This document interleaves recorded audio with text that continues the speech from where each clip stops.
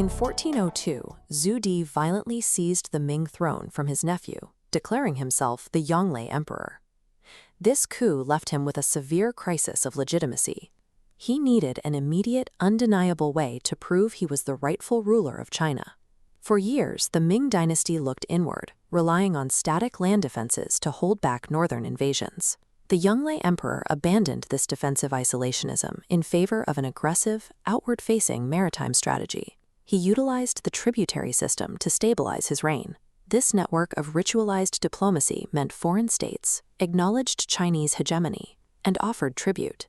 In exchange, they received imperial protection and access to the vast markets of the Middle Kingdom. To manage this projection of power, the emperor appointed Admiral Zheng, a trusted Muslim eunuch and brilliant military commander. Zheng was ordered to build an armada capable of bringing the distant nations of the Indian Ocean into this Sinocentric order. To secure a throne taken by force, he sought to create a maritime spectacle so vast it would command the submission of the known world. The logistical heart of this ambition was the Longjiang shipyard. This 15th-century megafactory utilized tide-powered dry docks to mass-produce hundreds of specialized wooden vessels simultaneously.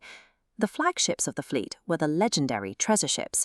These behemoths carried nearly 300 crew members across 4 decks, powered by 12 square sails rigged onto 9 staggered masts. Steering massive hulls required fluid dynamics. Fenestrated rudders with circular hulls allowed water through the blade, disrupting vortices and reducing drag. Internally, 12 to 16 watertight transverse bulkheads divided the hull into independent compartments, ensuring that if one section punctured, the vessel remained buoyant. This fleet functioned as a mobile industrial ecosystem, deploying engineering innovations that allowed wooden naval architecture to survive the extreme stresses of the open ocean. On July 11, 1405, 317 ships and 27,000 men departed the Yangtze River. They anchored in Fujian for months, waiting for the winter northeast monsoon, the only winds capable of carrying this massive armada to the spice ports of Southeast Asia. To maintain their course across the open ocean, navigators relied on magnetic compasses and celestial heights. By cross-referencing the stars with the compass needle, they could determine their latitude with precision. Success depended on this perfect synchronization, matching advanced Ming technology with the predictable, massive shifts in the global climate. As the fleet reached the Strait of Malacca, the machinery of tribute began to turn. Zheng offered the local ruler Ming protection against regional rivals in exchange for regular submission to the emperor. The ship's holds were packed with thousands of bolts of fine silk and porcelain. These weren't just trade goods, they were tools of statecraft, used as gifts to establish the emperor's wealth and prestige in every port. By late 1406, the fleet had crossed the Indian Ocean, reaching its primary destination of Calicut on the southwest coast of India. Diplomacy followed a strict choreography. Envoys delivered imperial proclamations and luxury goods, inviting local kings to send representatives back to the Ming court. By distributing these specialized goods, Zheng created a political hierarchy that placed the Ming emperor at the recognized center of the world. During the homeward journey in 1407, a fleet encountered a significant threat near Palembang, the pirate lord Chen Zui, who commanded a massive force that plundered regional shipping. Chen Zui attempted to ambush the treasure ships under the guise of a surrender. Zheng He, prepared for the deception, launched a decisive military counterstrike. The fleet utilized its specialized warships, armed with 24 cast bronze cannons that fired with a range of nearly 900 feet, effectively shattering the pirate formations. The battle ended with 5,000 pirates killed and the capture of Chen Zui, who was taken back to Nanjing to face public execution. By eliminating the most feared pirate in the Malacca Strait, Zheng He demonstrated that the Ming maritime order was absolute, an invitation to peaceful trade for those who submitted and total destruction for those who did not. When the fleet returned to the capital in 1407, they were accompanied by tribute-bearing envoys from across the Indian Ocean, providing the Yongle Emperor with the cosmic legitimacy he had sought. The voyage had successfully translated Chinese land-based power into a sophisticated, self-sustaining maritime tributary network. By securing the Malacca Strait and establishing strategic outposts, the first voyage made Ming China the dominant power of the 15th century Indian Ocean. This maiden expedition proved the operational success of a system that would project Chinese influence from the South China Sea to the coast of Africa for decades to come.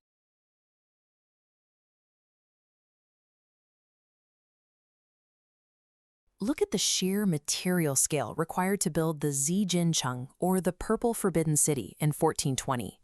It took 14 years, a massive staging area spanning 72 hectares, 100,000 skilled artisans, and a staggering 1 million laborers. The man who commanded this labor force was the Yongle Emperor.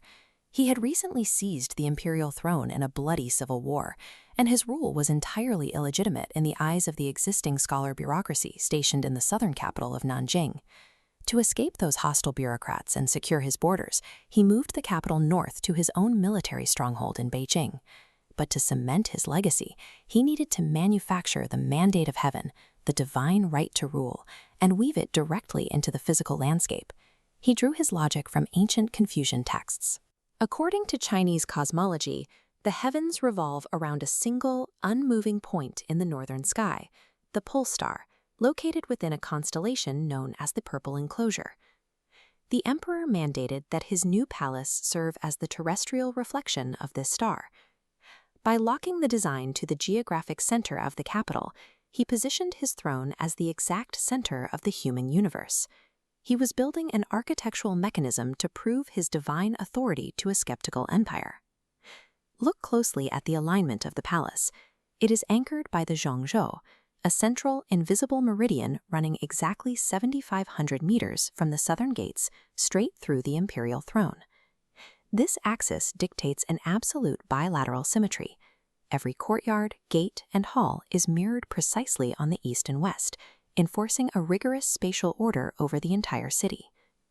This layout also weaponizes the principles of feng shui. The massive artificial mound of Jingshan Hill was constructed directly to the north to block negative yin energy and freezing winds, while every major hall opens to the south to absorb warm yang energy. Even approaching the complex is designed to intimidate.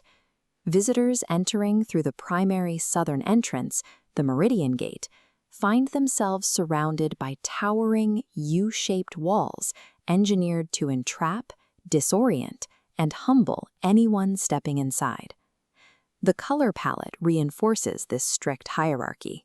The towering red walls project vitality and fortune, while the brilliant yellow glazed tiles covering the roofs symbolize the earth element, a color exclusively reserved by law for the emperor. Before an official ever stepped foot inside a meeting hall, the sheer scale of the perimeter and the urban alignment had already forced them into a subordinate posture. Once inside, the vast, empty expanses of the outer courtyards operate as a psychological weapon. The open, barren stone makes the individual feel incredibly small against the colossal scale of the state apparatus.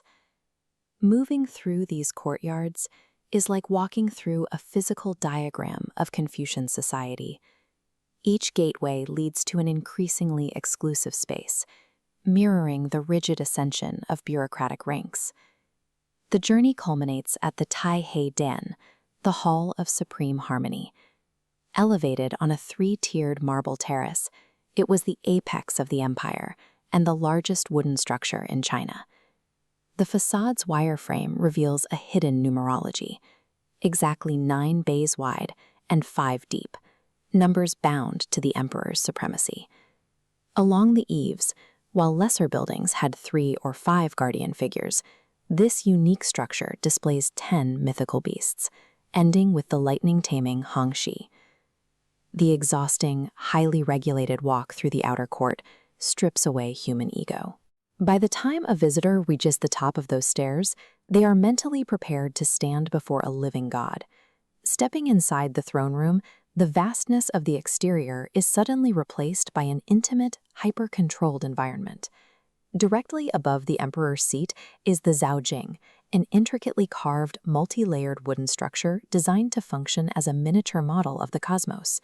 At the exact center hangs a large metallic sphere known as the Xuanyuan mirror. This reflects a fascinating concept of non-human agency in Ming architecture. The mirror was widely believed to be a divine enforcer, heavily rumored to instantly crash down and crush any illegitimate usurper who dared to sit on the throne. While devastating lightning strikes and fires destroyed many of the original Ming timber structures, the meticulous floor plan and massive brick foundations endured for over 500 years, hosting 24 successive emperors. The Forbidden City was a highly engineered machine for cosmological control. The Ming architects proved that the meticulous organization of physical space could be an instrument of absolute power.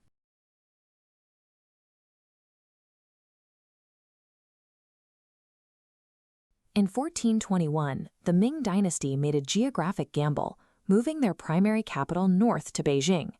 As seen on this antique map, that placed the empire's administrative heart against the Eurasian steppe, a region dominated by nomadic tribes.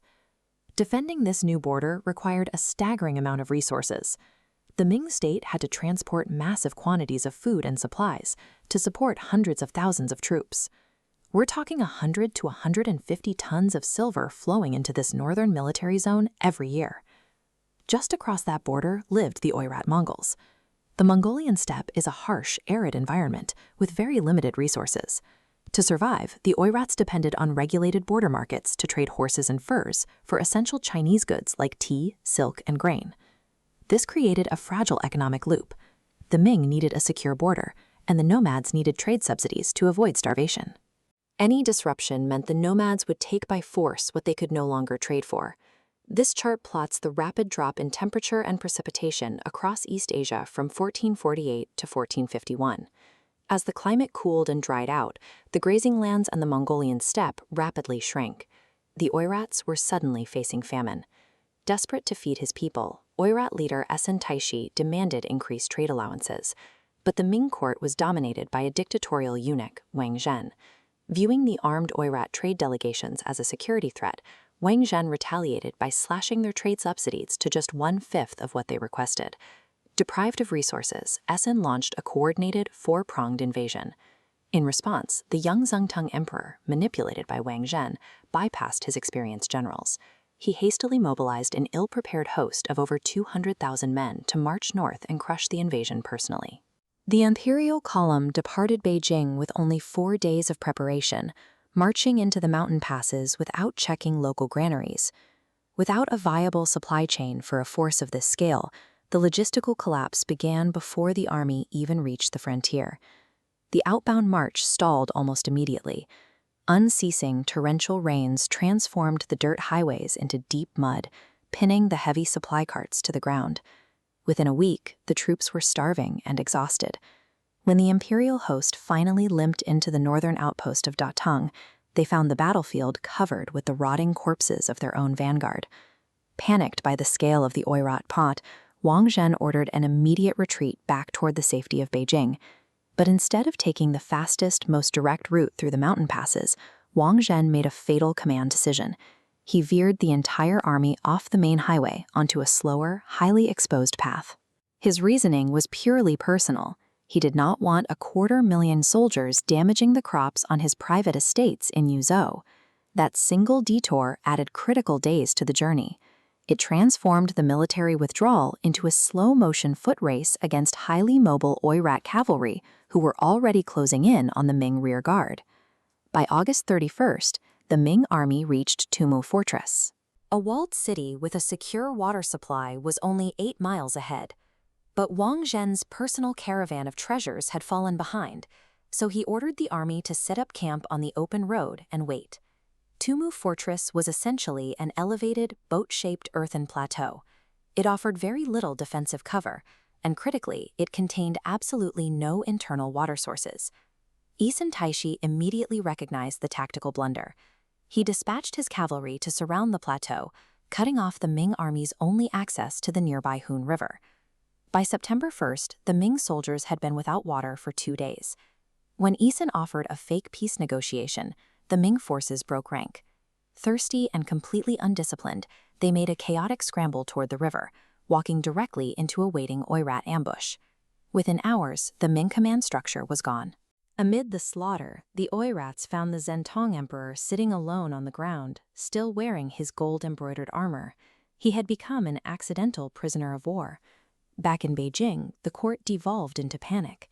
In Chinese political theology, the emperor was the son of heaven.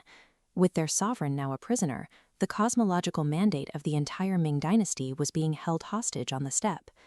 Yat-sen assumed he could use the captive emperor to extract massive ransoms, or even the surrender of Beijing. But Vice Minister Yu Qian realized they could neutralize Yat-sen's leverage through a radical constitutional loophole. Yu Qian and the Grand Secretariat simply declared the throne vacant.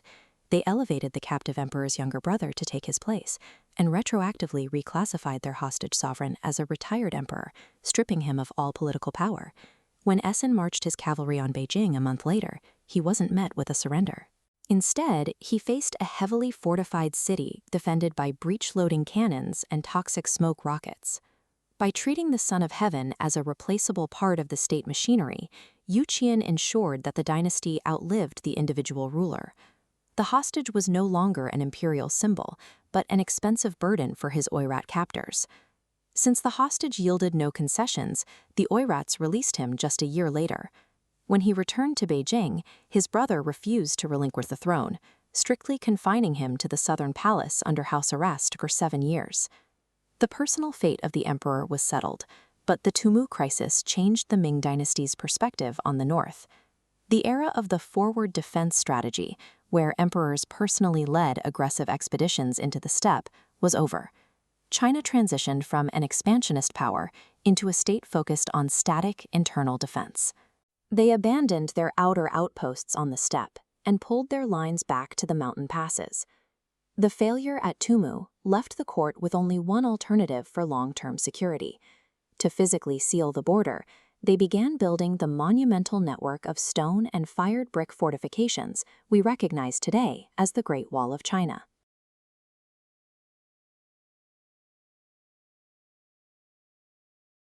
This is a Ming Dynasty naval patrol ship.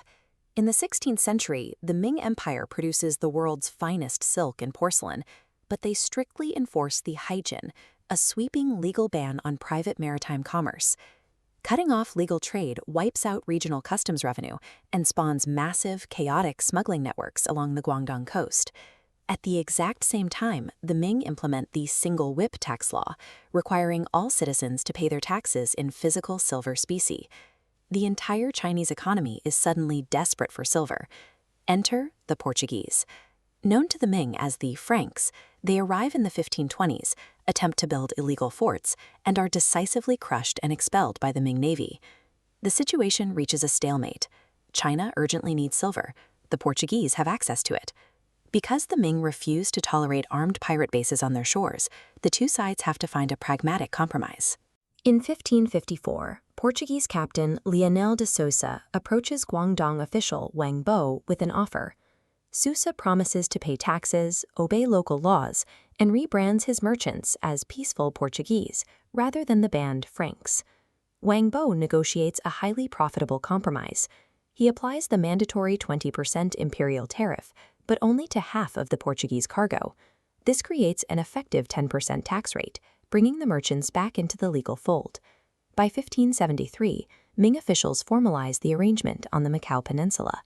They classify the Portuguese bribes as official ground rent, or chandi yin, and record it directly into the imperial tax registry. This establishes the Macau formula. The Portuguese gain the right to set up a municipal senate and govern their own merchants, while the Ming dynasty retains absolute territorial sovereignty and final jurisdiction. Macau is never a conquered European colony. It operates as an engineered, fee-paying leasehold designed by Chinese bureaucrats to control and tax foreign merchants. Macau becomes the linchpin of global trade. First, on the Macau-Nagasaki line, Portuguese middlemen trade Chinese silk for Japanese silver. Westward, the Goa-Lisbon route funnels porcelain and spices to Europe. Across the Pacific, the Mexico-Manila route brings New World silver, dwarfing all other circuits. By utilizing Macau as a tightly controlled economic valve, the Ming dynasty successfully captures the world's silver supply to run its economy. all without compromising its strict mainland borders. You can see the physical enforcement of this containment strategy in the Portas do Cerco. The Ming built this stone barrier wall across the northern isthmus to physically block Portuguese merchants from wandering into mainland China. Inside that perimeter, however, Macau develops into a cosmopolitan enclave. It operates as the only place in China where Westerners and families can legally live year-round. As seen in the towering stone facade of the ruins of St. Paul's, the Ming permit an immense European religious and architectural presence within the boundary. Yet an unbroken continuity of local Chinese culture exists alongside it, visible at the Amma Temple. Dedicated to the sea goddess Mazu, this sacred site predates the original Portuguese arrival and gives the peninsula its modern name. The space functions exactly as the Ming designed it, a quarantined commercial zone that allows for massive intellectual and cultural exchange between East and West. The Golden Age fractures in the mid-17th century. Japan closes its borders to Portuguese shipping, and rival European powers aggressively capture key seaports, severing the vital trade routes that sustain the city's massive wealth.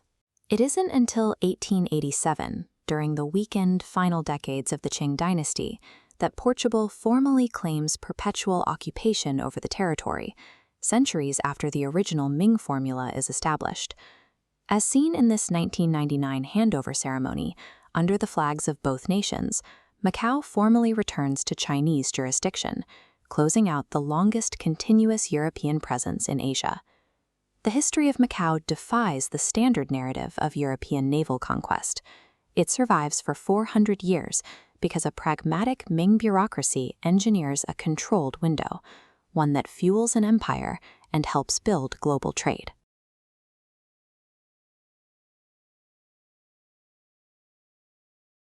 In the late 16th century, European ships battered their way across the oceans, eventually dropping anchor off the mountainous coastline of southern China. The Jesuit priests arriving on these vessels established a foothold on the Macau Peninsula, but for years they were trapped there. Their refusal to learn the local language created a massive strategic failure that kept them isolated from the mainland. Looking at the ruins of St. Paul's College today, you can see how out of place this European architecture was.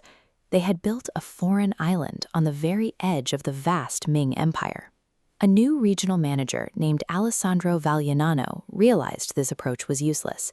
He brought in a talented Italian priest, Matteo Ricci, and instituted a new policy. To reach China, the Jesuits had to operate entirely within the intellectual framework of the Chinese ruling class. Ricci and his colleagues spent years in grueling study, painstakingly learning to speak and write traditional Chinese characters. Mastering the language was the mandatory first step. It allowed the Jesuits to navigate the highly sophisticated social and intellectual codes that defined the Ming dynasty.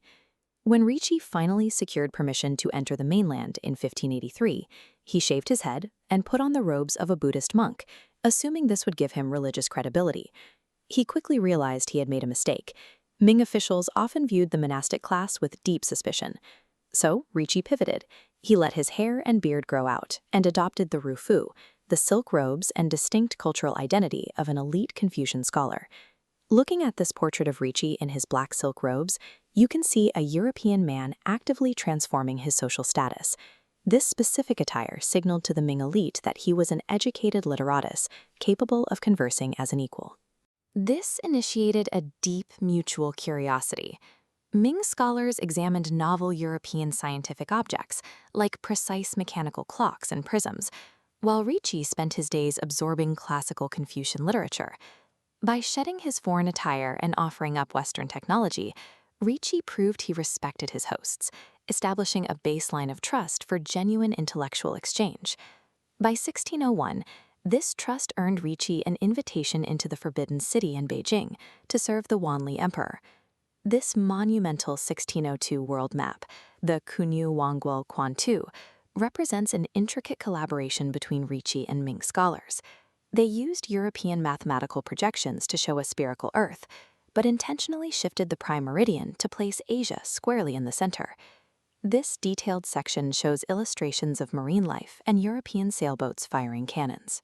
Despite modern internet hoaxes claiming the map hides secret symbols to prove ancient global voyages, These drawings are standard European decorative motifs, directly translated from Western atlases. The resulting document successfully merged European spatial data with Chinese geography, presenting a unified globe to a court that previously viewed the Earth as flat. In the Ming administrative system, calculating the imperial calendar, Ten Wen Shui, was politically critical. This star chart illustrates how court astronomers tracked the skies, because the emperor's political legitimacy was inextricably tied to flawlessly predicting astronomical events like solar eclipses. A brilliant Shanghai scholar official, Xu Guangqi, recognized that while traditional Chinese mathematics had highly advanced algorithms, it lacked a formal framework for deductive reasoning to ensure those predictions were always accurate. To solve this, Xu sat with Ricci to translate the foundational European math text, Euclid's Elements, into classical Chinese. Listening to Ricci's oral explanations, Xu invented entirely new Chinese characters to capture abstract geometric concepts like axioms, postulates, and mathematical proof. Xu immediately put this new logical system to work, applying Euclidean geometry to overhaul the imperial calendar, design new military defenses, and improve agricultural water control to combat severe famines. This exchange integrated Western deductive logic with the established practical methods of Ming statecraft. Matteo Ricci died in Beijing in 1610. Recognizing his lifelong service, the Wanli Emperor granted him a permanent burial plot inside the capital, a mark of respect never before given to a Westerner. The tombstone itself, carved in stone, captures his life's work. It displays European Latin script alongside traditional Chinese characters. And the pipeline they built flowed both ways. For the next century, Jesuits worked to translate the vast library of Chinese philosophical classics into Latin. These translations carried Ming history and Confucian ethics back to Europe, deeply influencing the philosophers who would soon drive the Western Enlightenment. The mission that began in an isolated coastal enclave succeeded because it abandoned coercion. Instead, it relied on deep mutual curiosity and the grueling work of meeting another civilization entirely on its own terms.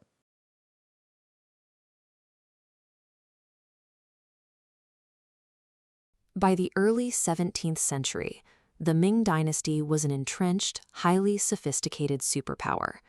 For over 200 years, it had successfully governed a vast empire, maintaining a complex economy and a massive standing army.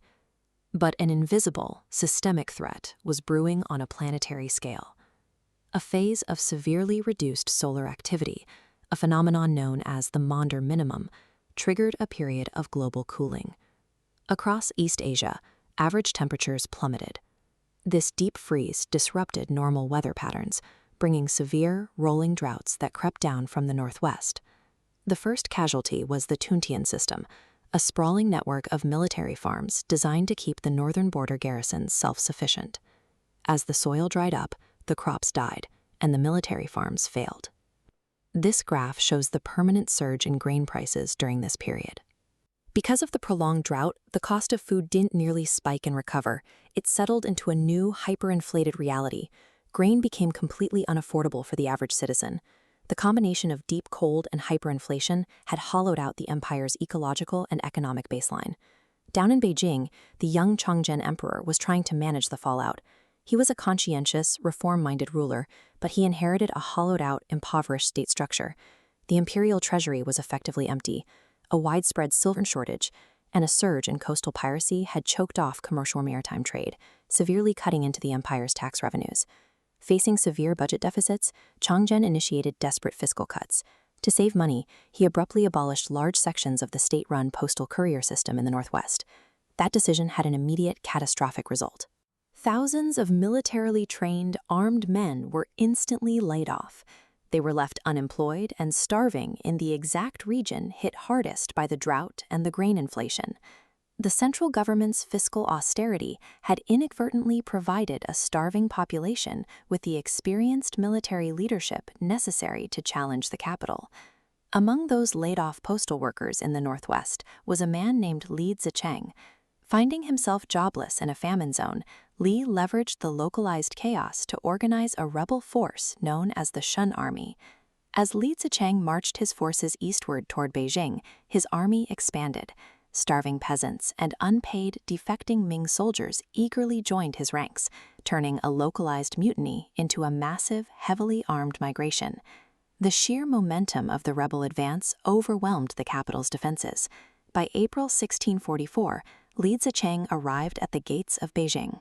The city was guarded by an unpaid, demoralized garrison that put up almost no resistance, and the gates were breached. The Western Front had broken the empire. The ecological collapse and economic austerity of the provinces had physically returned to destroy the capital. Meanwhile, a separate threat had been gathering north of the Great Wall. The nomadic Jurchen tribes had unified into a formidable state, the Manchus, led by the pragmatic Prince Regent Dorgan. Dorgan commanded the 8 Banners. This was a highly efficient, multi-ethnic military machine that organized households into distinct regiments, merging civil administration with intense battlefield discipline. They were armed, organized, and waiting for a moment of weakness. Back in Beijing on April 25th, that weakness arrived. As Li Zicheng's rebel forces overran the private quarters of the Forbidden City, the Chongqing Emperor realized capture was imminent. The emperor walked to Coal Hill, just outside his palace, and hanged himself from a tree. He left a final message written in blood on his robe, pleading with the rebels to spare his subjects. The Ming administration had vanished. With the capital occupied by rebels, only the garrison at the coast stood between the heart of China and the Manchu state. That bottleneck was Shanhai Pass, the easternmost coastal gate of the Great Wall. It was guarded by Ming General Wu Songui and his elite, battle-hardened army. General Wu was caught in a tactical trap. To his south, Li Jicheng's rebel army occupied Beijing and held Wu's own family hostage. Just north of the wall, Dorgan's Manchu cavalry waited for an opening. Driven by pragmatism and a desire to avenge his emperor, Wu Songui made a calculated choice. He allied with his former enemies, the Manchus, and threw open the gates of Shanhai Pass to wipe out the rebels. The Battle of Shanhai Pass was decisive. Wu Songui's infantry engaged Li Zicheng's fatigued forces, and then Dorgan unleashed the Manchu cavalry. The fresh, armored riders crashed into the disorganized rebel lines, shattering their formation. By bringing the Manchu 8 Banners through the Great Wall, Wu Songui effectively converted a domestic rebellion into the catalyst for a total dynastic succession. On June 6, 1644, Prince Regent Dorgan entered Beijing unopposed. He officially established the Qing dynasty's rule over China proper. The Qing survived the turbulent 17th century by adapting. They integrated the Han Chinese bureaucratic system with their own strict 8-banner military structure, creating a hybrid government capable of restoring order. This map traces the original Ming borders as they underwent a massive expansion into the territorial footprint of the Qing. This integrated system allowed the new dynasty to stabilize the crisis and eventually create a unified territorial footprint that would endure into the 20th century. The fall of the Ming demonstrates how global environmental shocks, when compounded by rigid fiscal policy and military defection, can overwhelm even the most entrenched superpowers.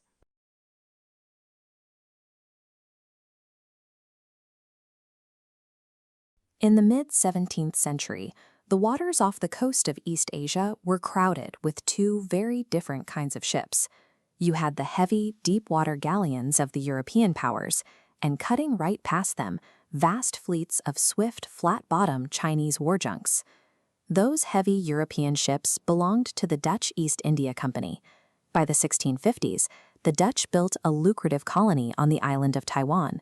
They used it as a transshipment hub, taking local Formosan deerskins, trading them for Japanese silver, and then using that silver to buy Chinese silk. Zheng Chenggong, known in the West as Koxinga, operated a sophisticated multinational trading network that challenged the Dutch monopoly up and down the Asian coast. He was a maritime warlord with a fleet that rivaled the Dutch East India Company in both scale and economic reach. 2 massive maritime monopolies were trying to extract wealth from the exact same shipping lanes. With both occupying the same waters, a financial and military collision over Taiwan became a certainty. While trade was lucrative, Koxinga's primary mission was ideological. On the mainland, the Ming dynasty had collapsed, Overthrown by Manchu invaders who established the new Qing dynasty, Koxinga remained a Ming loyalist, fighting a desperate, losing war to restore the old empire. His campaign hit a wall in 1659. Koxinga launched a massive offensive on the city of Nanjing, and it was a catastrophe. He lost an estimated 100,000 soldiers in a single attempt. To finish him off, the Qing implemented a scorched earth policy along the entire Chinese coast. They forcibly evacuated coastal villages and burned the farmland, stripping Koxinga's surviving forces of food, money, and agricultural supplies. Look at this 17th century map. Formosa, or Taiwan, sits right across the strait from the Chinese mainland. It was close enough for Koxinga to maintain his tree routes, but the water provided a barrier that neutralized the land-based Qing armies. For Koxinga, taking the island from the Dutch was a survival requirement. Without Taiwan as a fortified base, his entire state and his army faced total physical destruction.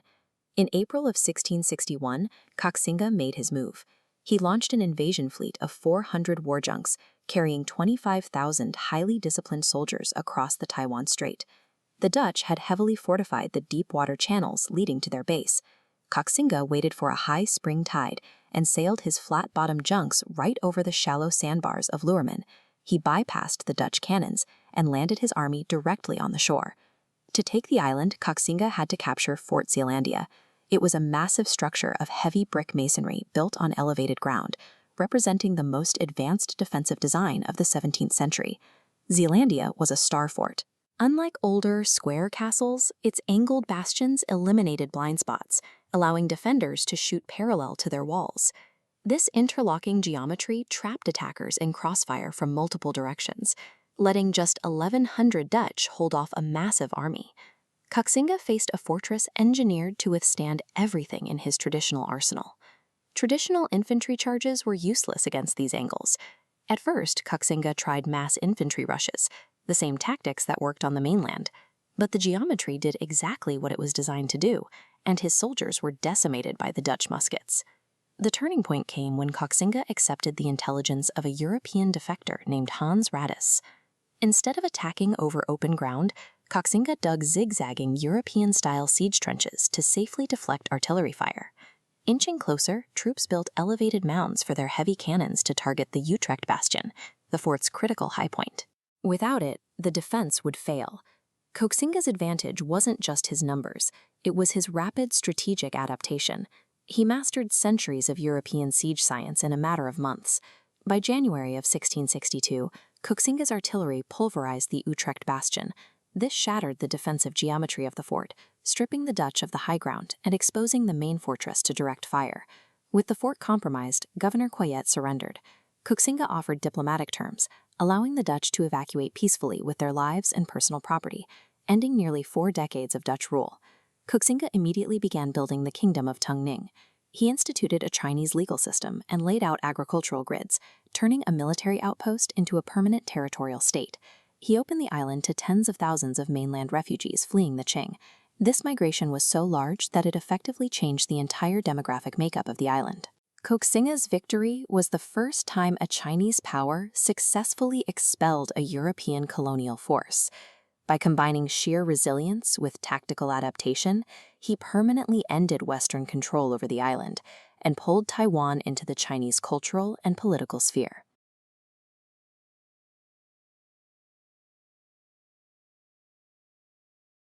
By the mid-17th century, the Manchu armies swept across the Asian continent to establish the Qing dynasty. They commanded millions of subjects and an overwhelming, highly disciplined land force. But just off the coast, a stubborn remnant of the fallen Ming dynasty refused to yield. Operating out of Taiwan, the Zheng clan, led by the famed commander Koxinga, built a heavily militarized maritime state. The Zheng forces used the island as a secure springboard. They mobilized hundreds of ships and over 100,000 troops to launch relentless raids against the mainland's wealthiest coastal provinces, even besieging the economic hub of Nanjing. The Qing possessed the most fearsome cavalry and infantry in the world, yet they were entirely incapable of fighting on the water. Their massive continental empire was bleeding out from the sea. To starve the rebels, the Qing resorted to extreme measures. They ordered the complete abandonment of the coastline, forcing millions of residents up to 15 miles inland. Villages were burned, ports were dismantled, and all maritime trade was outlawed. This scorched earth tactic caused immense human suffering, but it failed to stop the raids. Instead, it choked off the empire's own vital trade routes and devastated the regional economy. The young Kangxi emperor realized that treating the ocean merely as a wall was a losing battle. The state needed to establish active maritime defense, to actually patrol the water rather than hide from it. To secure their borders, this land-bound dynasty had to construct a blue water navy from scratch, cross the volatile Taiwan Strait, and dismantle the rebel base at the source. They found their architect in Admiral Qianlong. He was a former Zheng commander who had defected to the Qing after a bitter falling out.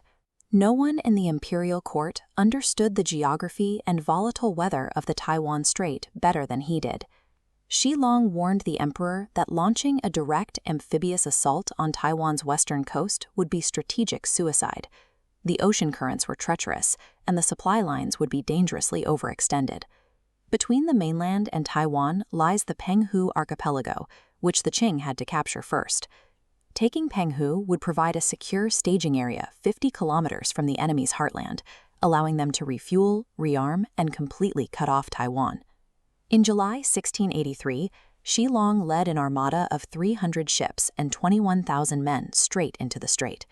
He deliberately timed the invasion during typhoon season to catch the defenders completely off guard. The Qing fleet arrived equipped with heavy artillery recently acquired from the Dutch. They mounted these massive cannons on structurally reinforced warships, giving them a severe firepower advantage over the isolated rebels. In the waters of Meigong Bay, the Qing systematically targeted the defending vessels. Within hours, they sank over 150 rebel ships, drowning thousands of troops and annihilating the enemy's naval capacity. Rather than executing the surviving commanders, Qianlong released them. He wanted news of the overwhelming defeat and his surprising mercy to spread to the main island, sapping the remaining troops' will to fight. The psychological impact was immediate. With their fleet destroyed and their defensive buffer gone, the Zheng regime surrendered unconditionally. The Qing captured Taiwan without firing a single shot on the main island itself. You might expect the Kangxi emperor to celebrate this territorial expansion. Instead, he wanted to abandon Taiwan completely. He dismissed the newly conquered island as a worthless ball of mud. The conservative court in Beijing viewed the empire through a strictly continental lens. To them, China's natural borders ended at the coastline. Stationing a permanent garrison overseas seemed like a massive, unnecessary drain on the imperial treasury. Qianlong fiercely pushed back. "Look at this antique map," he warned. Withdrawing would create a power vacuum, drawing in European colonialists or pirate coalitions. Taiwan's proximity was a liability. In hostile hands, it offered a staging ground to raid the Qing's most productive provinces. The strategic argument worked. In 1684, the emperor formally annexed Taiwan, establishing it as a prefecture under the jurisdiction of mainland Fujian province. To secure the territory, the state stationed 8,000 troops at key coastal ports. They also implemented strict regulations on Han Chinese migration to carefully manage population growth and prevent future rebellions. Physical control was paired with cultural integration. The court sponsored the worship of Mazu, the goddess of the sea, elevating her title to Heavenly Queen. This religious patronage helped legitimize Qing rule and bridge the gap with the local maritime communities. The campaign of 1683 closed the book on decades of brutal civil war. By eliminating the last organized resistance, the Qing secured the lucrative shipping lanes and stabilized the entire East Asian coastal economy. The conquest of 1683 ended decades of coastal isolation and forced a dynasty born in northern forests to look toward the sea. With the island now a formal prefecture, the Qing officially extended the imperial borders into the Pacific for the first time.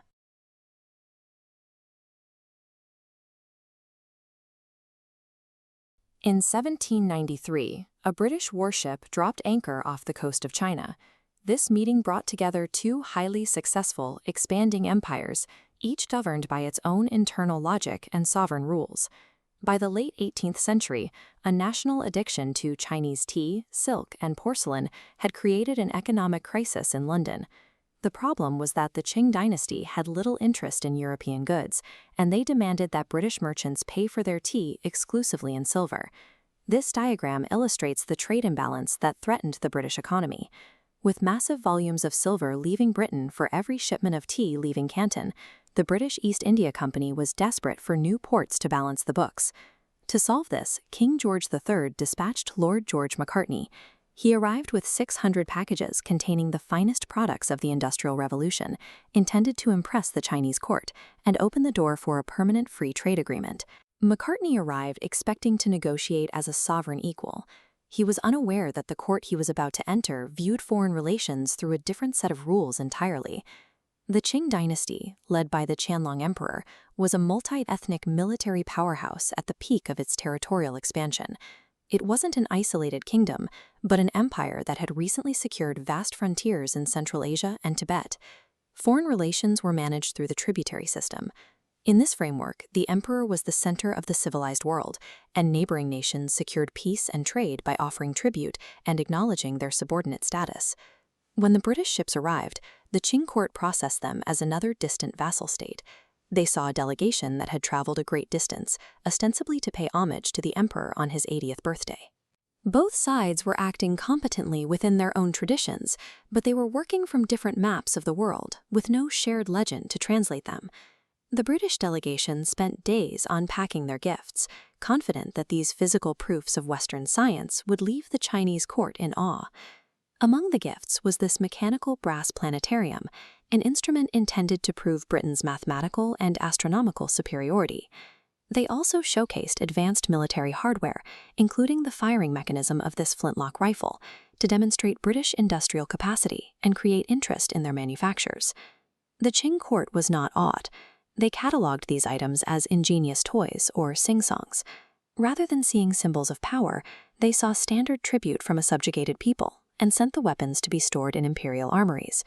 The disconnect became a scandal when the British presented a luxury carriage. Qing officials were horrified that the driver's seat sat higher than the passenger cabin. In their court, a common servant could never be placed physically above the emperor. The British intended these gifts to establish their status as equals. Instead, the Qing court absorbed them as further evidence of their own universal supremacy. The audience took place at the Chengdame Mountain Resort in Rehe. This resort served as a microcosm of the empire, a location designed to manage and impress frontier elites from Mongolia and Tibet. The interpreters were caught in the middle. They had to navigate the friction between British men who saw themselves as diplomats and Qing officials, like the one in this sketch, who viewed them strictly as tribute bearers. The conflict centered on the ritual of the kowtow, a series of 3 prostrations where the visitor's head touched the floor 9 times. For the Qing, this was a necessary physical act to produce the proper power relationship between the emperor and his guests. Macartney refused. He believed that prostrating himself would surrender British sovereignty, so he negotiated a compromise. He would kneel on one knee, just as he would before his own king. By kneeling, Macartney believed he was preserving British dignity. To the Qing, he was demonstrating a refusal to accept the rules that governed civilization. The mission ended in total rejection. The Qianlong emperor denied every British demand, stating that his celestial empire possessed all things in abundance and had no use for foreign manufacturers. The emperor's formal edict framed the refusal as an act of indulgence. He described the British as being from a remote, ignorant country, yearning for the blessings of Chinese civilization. This strategic move protected internal security. Aware of British expansion in India, the Qing used this rejection to keep a dangerous maritime power away from modern ports. When the delegation returned to London in failure, British media reframed China. Instead of a sophisticated empire, caricatures like this one began depicting the Qing as an archaic and stubborn nation, unfit for modern diplomacy. Without a shared vocabulary to bridge these different worldviews, the diplomatic opening closed. The two powers would spend the next several decades drifting toward conflict. The Macartney embassy shows that even with the best technology and the most skilled negotiators, communication fails when neither side recognizes the logic of the other. It was a failure of translation that left two great empires on a path toward the Opium Wars.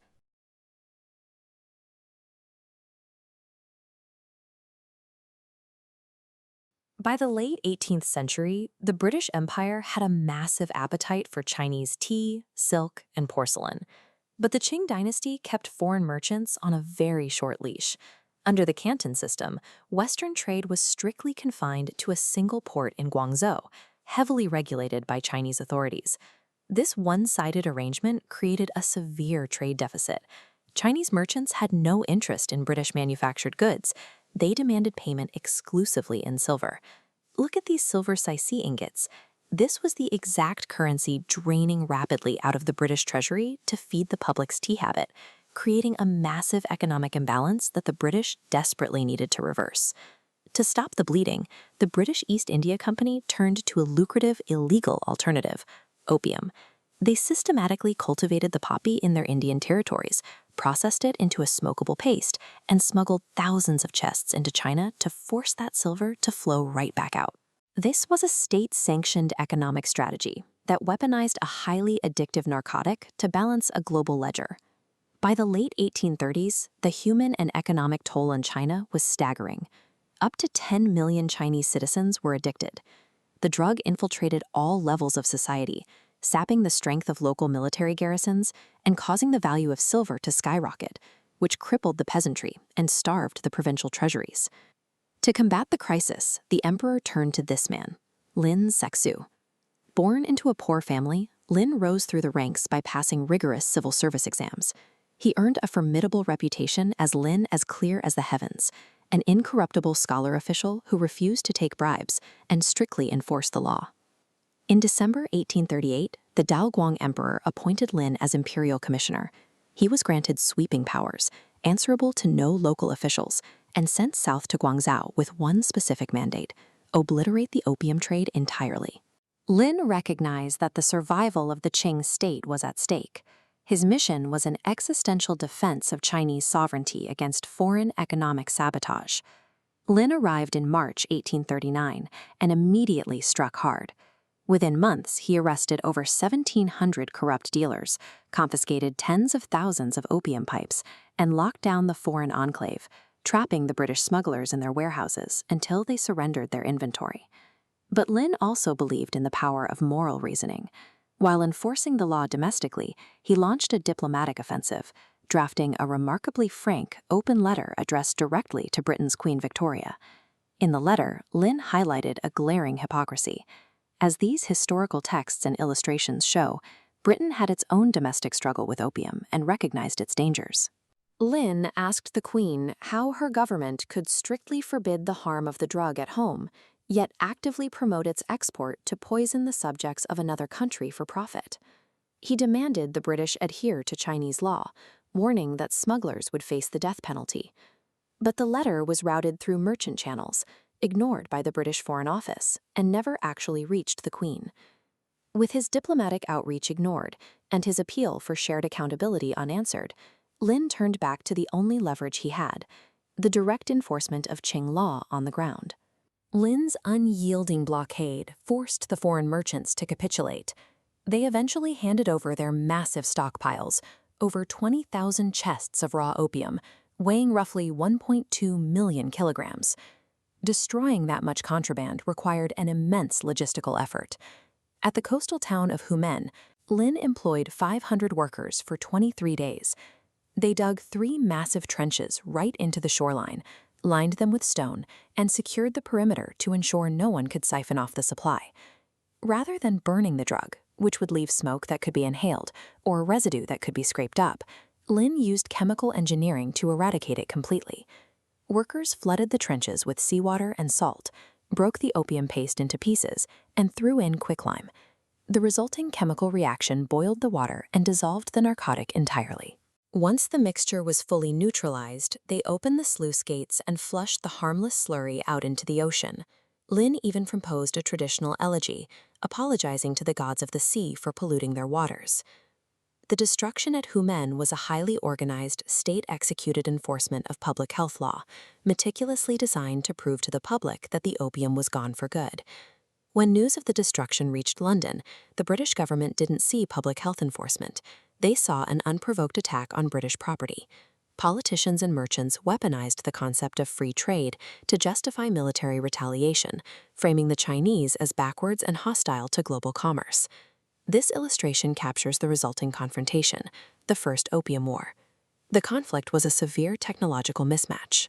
The Qing Navy, relying on traditional wooden junks, was systematically devastated by Britain's heavily armed, steam-powered warships operating along the Chinese coast.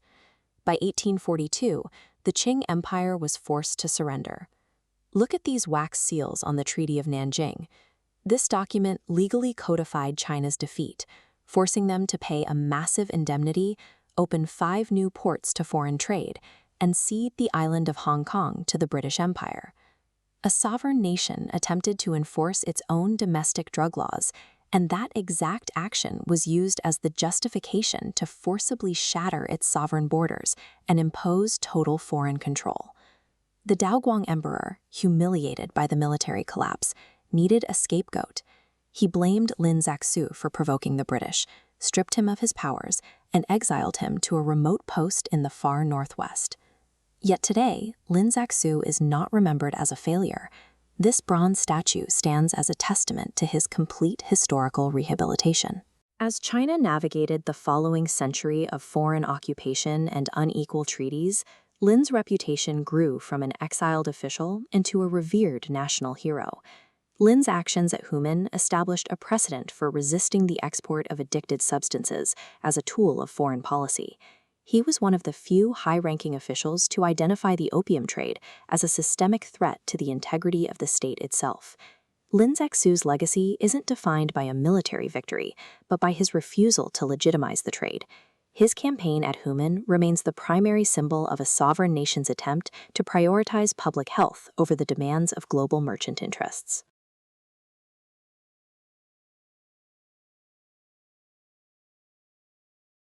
For centuries, the global economy tilted heavily toward the east.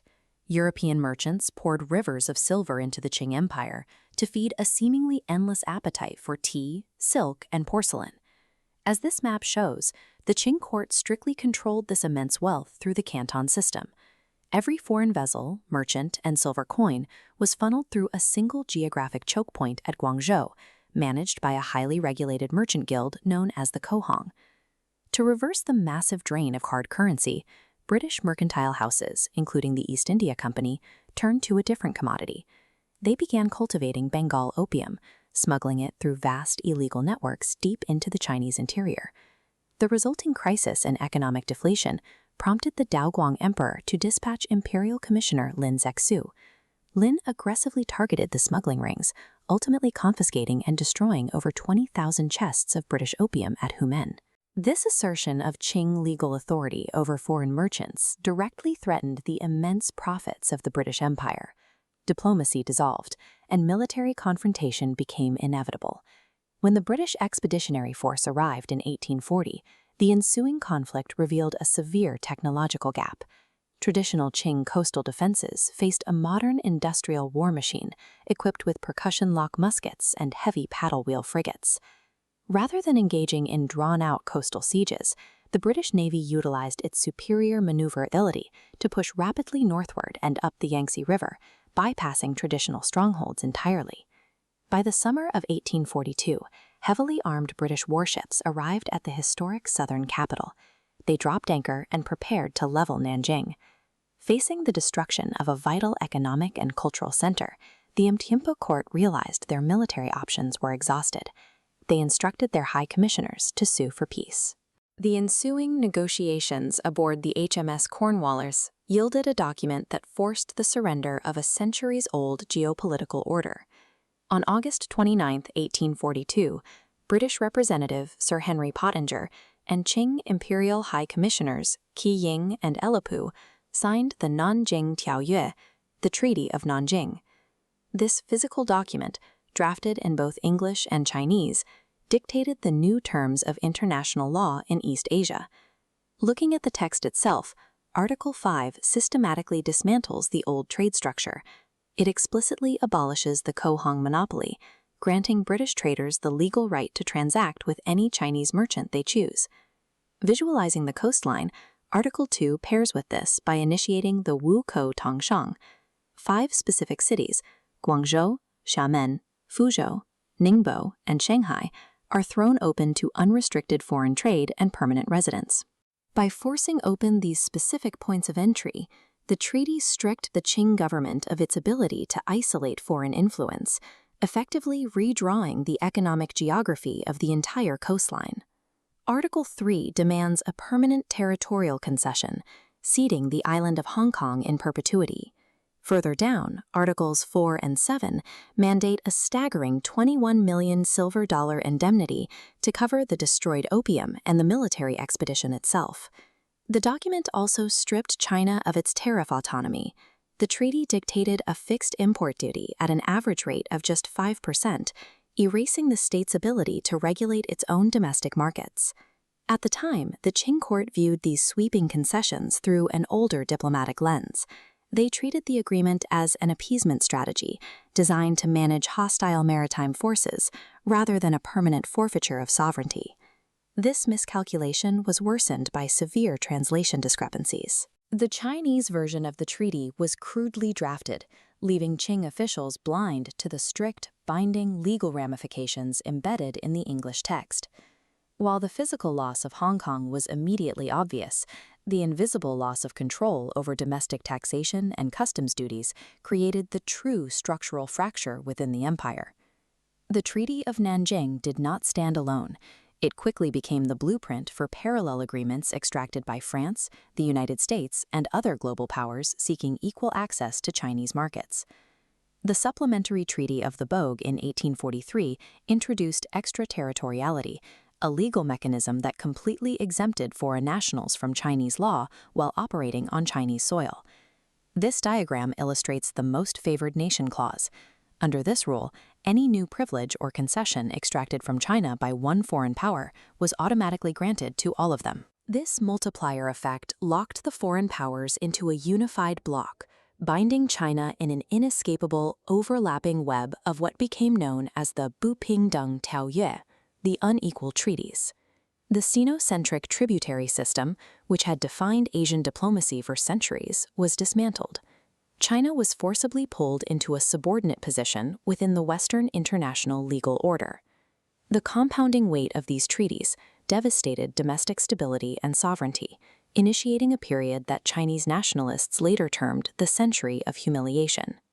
The physical landscape of the coast mutated alongside the legal framework. Foreign administration, capital, and imposing stone architecture rapidly rebuilt the designated treaty ports. This influx of maritime trade permanently shifted the empire's economic center of gravity away from traditional inland agrarian hubs directly to these booming coastal cities. The treaty system carries a complex dual legacy. It was an extractive stripping of sovereignty, yet it also forced the global integration that laid the groundwork for China's massive modern maritime economy. To understand the modern Chinese state's intense focus on border integrity and legal sovereignty today, one must look directly at the fine print drafted under the guns of the HMS Cornwallis in 1842.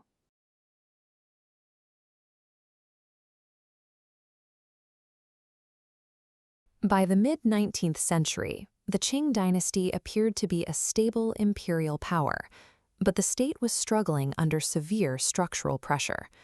Over the past century, China's population doubled to over 300 million, while cultivated land remained flat. Compounding this scarcity, peasants earned copper cash, but owed taxes in silver.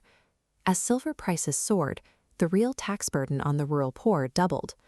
Much of that wealth was being drained by the illicit opium trade. As these silver ingots were shipped overseas to pay foreign merchants, the resulting domestic shortage triggered a massive, unlegislated tax hike on a starving population. The Qing state had inadvertently created an economically desperate underclass with no remaining means of survival. For Hong Shuquan, a scholar from the marginalized Hakka minority, the only path to social mobility was through the imperial examination system. This required years of study to compete for a post in the civil service. But the system was congested and corrupt. Examination quotas had not expanded alongside the population boom, which effectively locked out rural talent regardless of their merit. In 1837, after failing the exams for a third time, Hong suffered a severe nervous breakdown.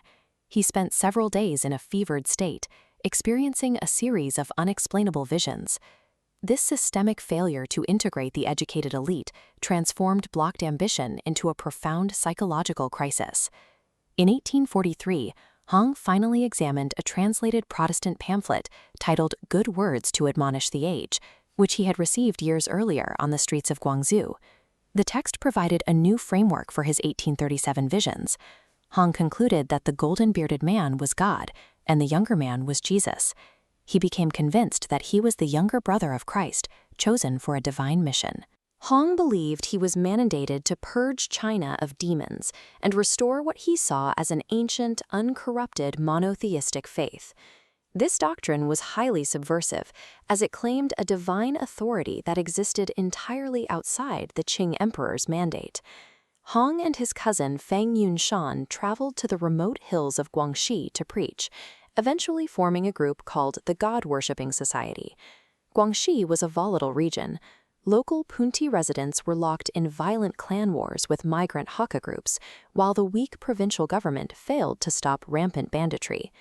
The God worshippers gained followers by providing a disciplined, militarized mutual defense network for the vulnerable Hakka peasants. To ensure the group's collective survival, Hong required all followers to surrender their personal property into a shared communal treasury. The movement then took a militant turn. Hong identified the ruling Manchu elite of the Qing dynasty as the literal demons he was destined to destroy.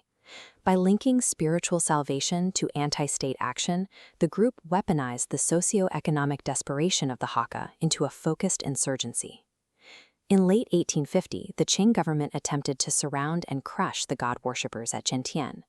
The imperial forces encountered highly disciplined rebel formations that completely routed the government troops in their initial clashes. On January 11, 1851, Hong officially declared the establishment of the Taiping Heavenly Kingdom and assumed the title of Heavenly King. In a final act of cultural rejection, the rebels cut off their state-mandated queues, the braided hair required by Qing law, and grew their hair long in open defiance. The Jintian uprising transformed a local defensive group into a rival government, dedicated to conquering the empire. These opening shots ignited a 14-year civil war, resulting in an estimated 20 to 30 million deaths, making it one of the deadliest conflicts in human history. To suppress the rebellion, the emperor was forced to surrender the state's monopoly on military force to local provincial gentry, who organized and funded their own private armies. While the Taiping were eventually defeated, this decentralization of military power and taxation to regional leaders could not be reversed. This shift paved the way for the rise of independent warlords, who would eventually dismantle the empire in the early 20th century.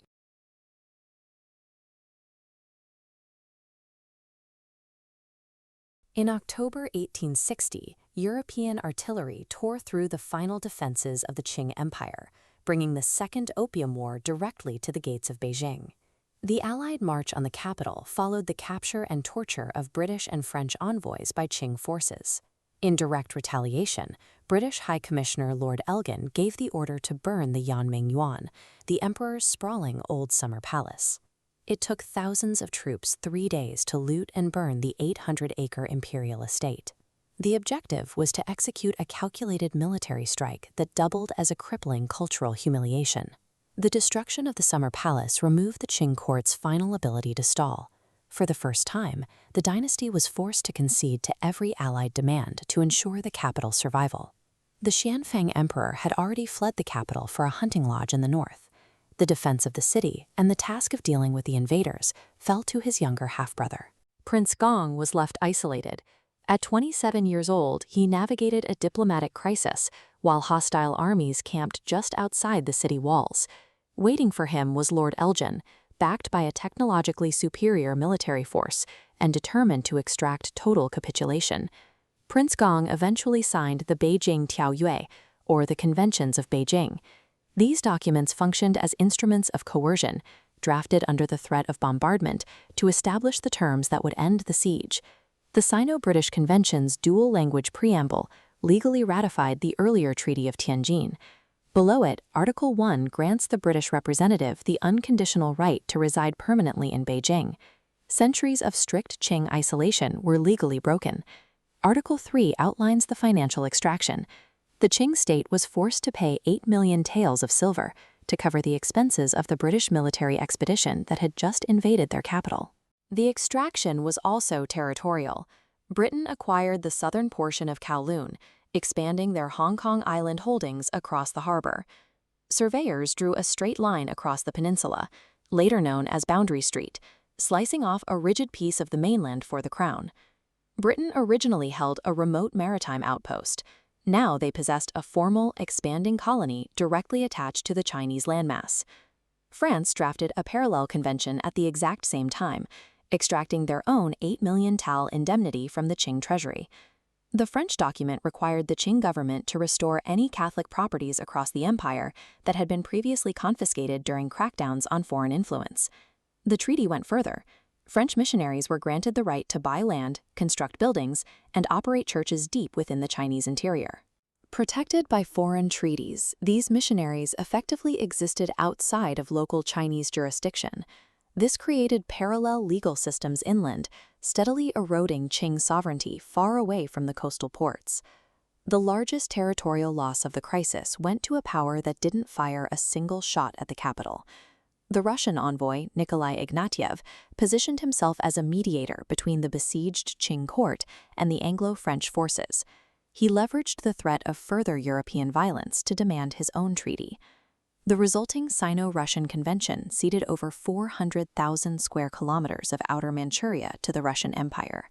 This massive border shift permanently severed China's access to the Sea of Japan, handing Russia the strategic coastline it needed to found the naval port of Vladivostok. Without committing troops to the siege, Russia radically altered the map of East Asia, boxing in China's northeast while securing the Tsar's reach into the Pacific. Inside the capital, the traditional tributary system, the belief that the emperor sat at the center of the world and all other nations were subordinates, collapsed entirely. The Qing government realized they could no longer manage European powers through traditional ceremonial channels. They established the Zhongli Yamen, the empire's first dedicated foreign affairs office, specifically designed to handle these aggressive Western diplomats.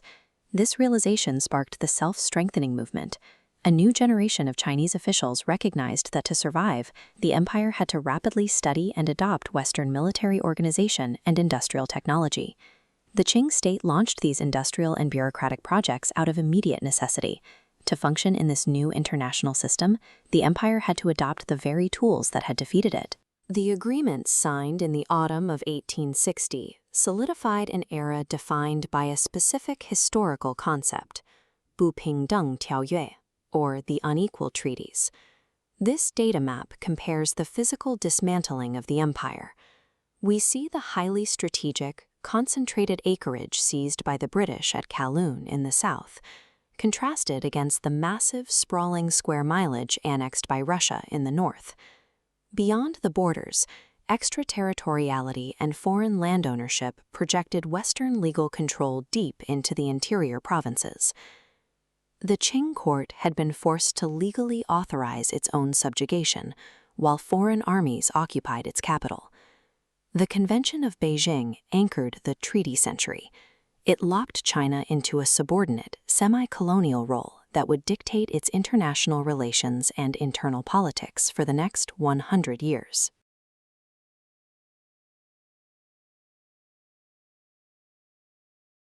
For over a century, the story of the twilight of China's Qing dynasty was told as a simple tragedy.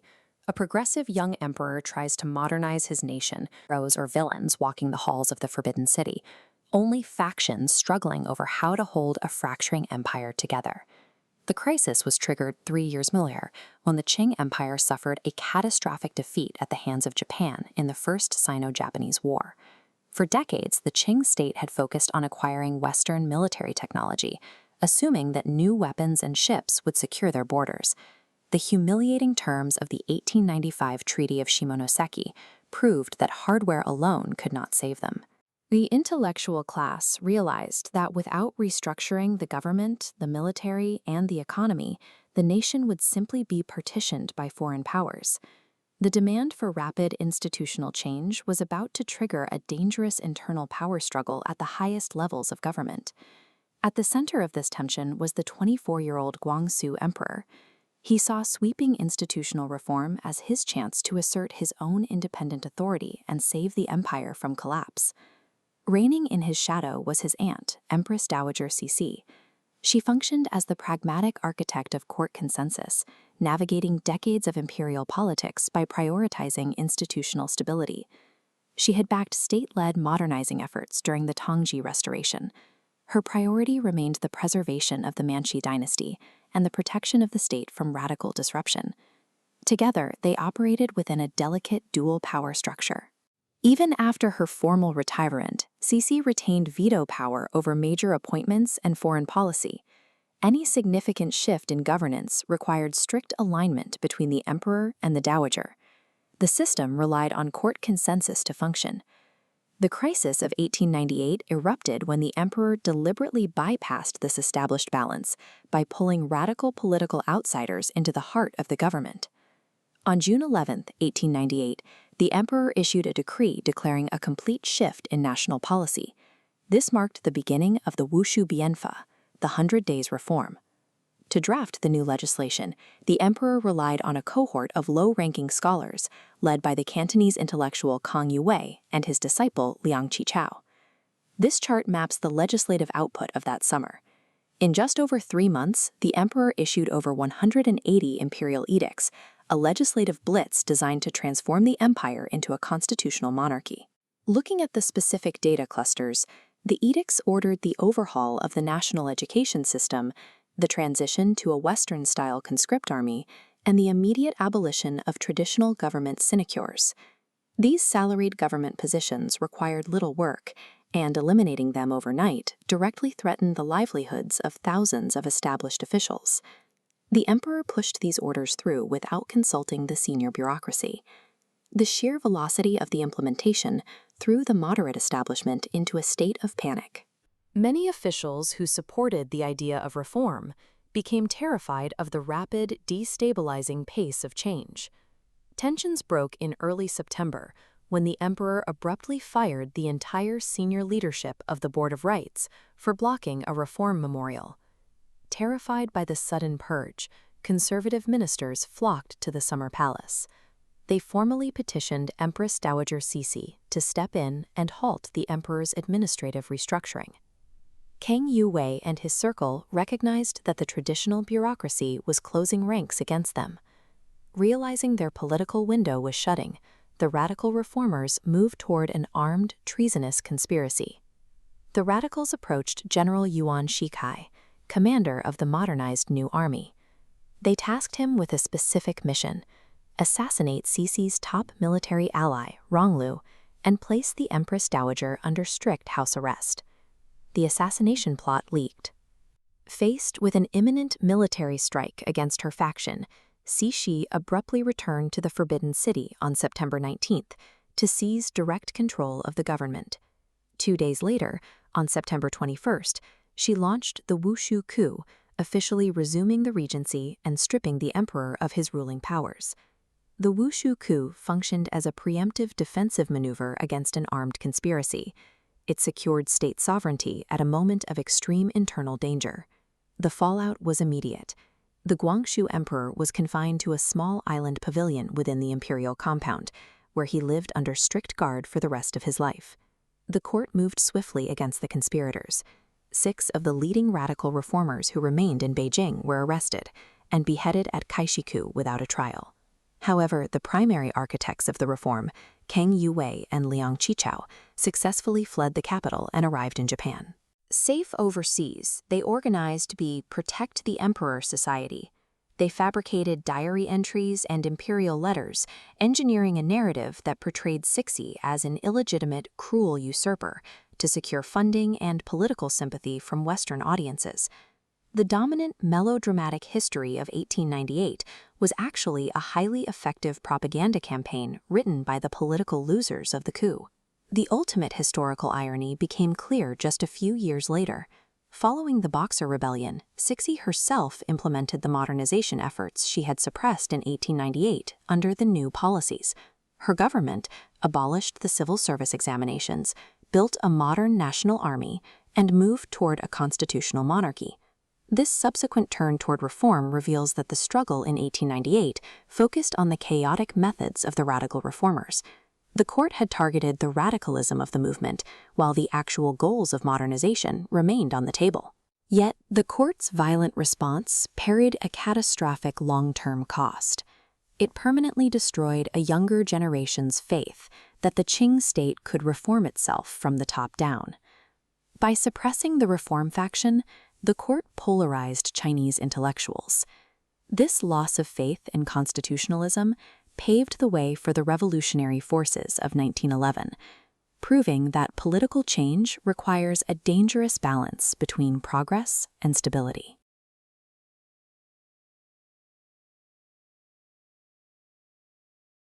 In 1895, Japan defeated the Qing Empire in a brief, humiliating naval war. For the first time in centuries, regional dominance shifted away from China, and the resulting Treaty of Shimonoseki shattered the myth of Qing sovereignty. For decades, the self-strengthening movement had focused on purchasing Western hardware, steamships and Krupp artillery, while leaving the underlying bureaucracy untouched. This defeat proved that modern weapons were useless when managed by an administrative system built for a previous era. The young Guangxu emperor recognized that survival required an institutional overhaul. He turned to Kang Yue, a scholar who warned the state would face systemic rejection if it grafted modern technology onto an unreformed social order. Kang's strategy was ideological. He published works reinterpreting Confucius not as a preserver of the past, but as a visionary who believed institutions must evolve through historical stages. This provided the emperor with a way to modernize without appearing to abandon Chinese tradition. In this historical memorial, Kang urged the throne to study Russia's Peter the Great and take Japan's Meiji reform as a model. On June 11, 1898, the emperor acted, issuing a series of edicts attempting to rewrite the logic of the Qing state. The throne was moving past the superficial military upgrades of the previous decades. It was now attempting to edit the empire's institutional DNA. Throughout that summer, the emperor maintained a frantic pace. He issued dozens of edicts in a sprint to replace century-old systems with modern alternatives in education, commerce, and the military. Reforming the mind was the first objective.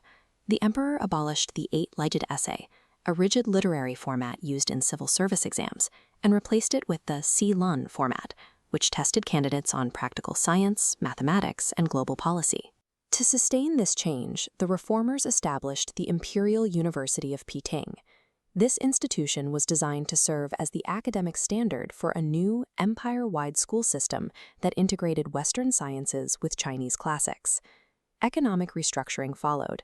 The edicts established commercial societies to promote joint stock enterprises and private investment, while creating national bureaus to manage the rapid expansion of railways and mines.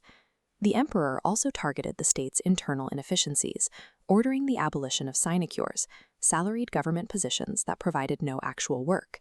These offices were a drain on the treasury and blocked the path for younger, reform-minded officials.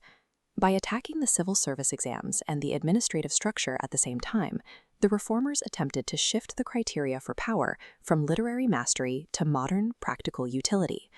The third objective was the military. In September, the emperor issued directives to disband the Green Standard Army, an outdated traditional force, and begin the transition toward a centralized, professionalized military.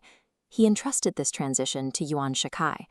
Yuan was tasked with creating a new army organized along European lines, complete with modern drilling techniques and a professional officer corps. But this sprint triggered immediate resistance. The reformers weren't just debating philosophy, they were threatening the economic survival of the entire ruling class. By changing the exams and cutting sinecures overnight, the emperor destroyed the career prospects of thousands of scholars who had spent decades preparing for the old system. he had effectively fired the very officials he needed to implement his laws. Even the Manchu banners, the dynasty's hereditary military class, were targeted. The emperor stripped away their subsidies and ordered them to enter commercial trades, threatening a social order that had existed since the founding of the dynasty. The reforms created a mathematical certainty of failure. Saving the empire required the immediate displacement of the people who operated it, ensuring a coordinated political counterattack. On September 21, 1898, the pressure became unsustainable. After 103 days of rapid-fire edicts, the conservative faction, led by Empress Dowager Cixi, launched a coup. Cixi seized control of the palace and placed the Guangxu emperor under house arrest. He would remain a prisoner for the rest of his life, stripped of all authority to govern. The retaliation was immediate. While Kang Yue and Liang Qichao fled into exile, 6 of the leading reformers were summarily executed in Beijing, ending the movement in a public display of force. Almost all of the reform edicts were revoked. The traditional examination system was restored, the sinecures were reinstated, and the Qing state attempted to return to its pre-reform stasis. Yet the 103 days established a framework that could not be ignored. When the Qing court was forced to launch its own new policies in 1901 following the Boxer Rebellion, it adopted many of the exact measures it had violently suppressed just 3 years earlier. But the 1898 failure also demonstrated a limit. Even a comprehensive plan for modernization is ineffective without the political capital to overcome the self-interest of an entrenched elite. The suppression of these reforms convinced a generation of intellectuals that the imperial system was incapable of fixing itself from within. For figures like Yat-sen, the execution of the reformers proved that the only remaining way to modernize China was to overthrow the dynasty entirely. The 103-day sprint failed to preserve the Qing dynasty. But by demonstrating that the court could not tolerate the reforms it needed to survive, it turned moderate reformers into revolutionaries, making the collapse of 1911 inevitable.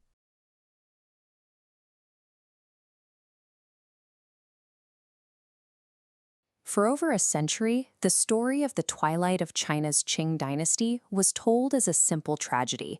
A progressive young emperor tries to modernize his nation, heroes or villains walking the halls of the Forbidden City, only factions struggling over how to hold a fracturing empire together. The crisis was triggered 3 years earlier, when the Qing Empire suffered a catastrophic defeat at the hands of Japan in the First Sino-Japanese War. For decades, the Qing state had focused on acquiring Western military technology, assuming that new weapons and ships would secure their borders. The humiliating terms of the 1895 Treaty of Shimonoseki proved that hardware alone could not save them. The intellectual class realized that without restructuring the government, the military, and the economy, the nation would simply be partitioned by foreign powers. The demand for rapid institutional change was about to trigger a dangerous internal power struggle at the highest levels of government. At the center of this tension was the 24-year-old Guangxu emperor. He saw sweeping institutional reform as his chance to assert his own independent authority and save the empire from collapse. Reigning in his shadow was his aunt, Empress Dowager Cixi. She functioned as the pragmatic architect of court consensus, navigating decades of imperial politics by prioritizing institutional stability. She had backed state-led modernizing efforts during the Tongji Restoration. Her priority remained the preservation of the Manchu dynasty and the protection of the state from radical disruption. Together, they operated within a delicate dual power structure. Even after her formal retirement, Cixi retained veto power over major appointments and foreign policy. Any significant shift in governance required strict alignment between the emperor and the dowager. The system relied on court consensus to function. The crisis of 1898 erupted when the emperor deliberately bypassed this established balance by pulling radical political outsiders into the heart of the government. On June 11, 1898, the emperor issued a decree declaring a complete shift in national policy. This marked the beginning of the Wushu Bianfa, the 100 Days Reform. To draft the new legislation, the emperor relied on a cohort of low-ranking scholars led by the Cantonese intellectual Kang Yue and his disciple Liang Qichao. This chart maps the legislative output of that summer. In just over 3 months, the emperor issued over 180 imperial edicts, a legislative blitz designed to transform the empire into a constitutional monarchy. Looking at the specific data clusters, the edicts ordered the overhaul of the national education system, the transition to a Western-style conscript army, and the immediate abolition of traditional government sinecures. These salaried government positions required little work, and eliminating them overnight directly threatened the livelihoods of thousands of established officials. The emperor pushed these orders through without consulting the senior bureaucracy. The sheer velocity of the implementation threw the moderate establishment into a state of panic. Many officials who supported the idea of reform became terrified of the rapid, destabilizing pace of change. Tensions broke in early September when the emperor abruptly fired the entire senior leadership of the Board of Rights for blocking a reform memorial. Terrified by the sudden purge, conservative ministers flocked to the summer palace. They formally petitioned Empress Dowager Cixi to step in and halt the emperor's administrative restructuring. Kang Youwei and his circle recognized that the traditional bureaucracy was closing ranks against them. Realizing their political window was shutting, the radical reformers moved toward an armed, treasonous conspiracy. The radicals approached General Yuan Shikai, commander of the modernized new army. They tasked him with a specific mission: assassinate Cixi's top military ally, Ronglu, and place the Empress Dowager under strict house arrest. The assassination plot leaked. Faced with an imminent military strike against her faction, Cixi abruptly returned to the Forbidden City on September 19th to seize direct control of the government. 2 days later, on September 21st, she launched the Wushu Coup, officially resuming the regency and stripping the emperor of his ruling powers. The Wushu Coup functioned as a preemptive defensive maneuver against an armed conspiracy. It secured state sovereignty at a moment of extreme internal danger. The fallout was immediate. The Guangxu emperor was confined to a small island pavilion within the imperial compound, where he lived under strict guard for the rest of his life. The court moved swiftly against the conspirators. 6 of the leading radical reformers who remained in Beijing were arrested and beheaded at Kaishiku without a trial. However, the primary architects of the reform, Kang Youwei and Liang Qichao, successfully fled the capital and arrived in Japan. Safe overseas, they organized the Protect the Emperor Society.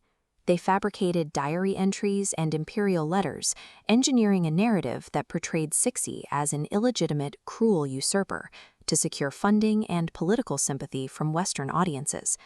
The dominant melodramatic history of 1898 was actually a highly effective propaganda campaign written by the political losers of the coup. The ultimate historical irony became clear just a few years later. Following the Boxer Rebellion, Cixi herself implemented the modernization efforts she had suppressed in 1898 under the new policies. Her government abolished the civil service examinations, built a modern national army, and moved toward a constitutional monarchy. This subsequent turn toward reform reveals that the struggle in 1898 focused on the chaotic methods of the radical reformers. The court had targeted the radicalism of the movement, while the actual goals of modernization remained on the table. Yet, the court's violent response parried a catastrophic long-term cost. It permanently destroyed a younger generation's faith that the Qing state could reform itself from the top down. By suppressing the reform faction, the court polarized Chinese intellectuals. This loss of faith in constitutionalism paved the way for the revolutionary forces of 1911, proving that political change requires a dangerous balance between progress and stability.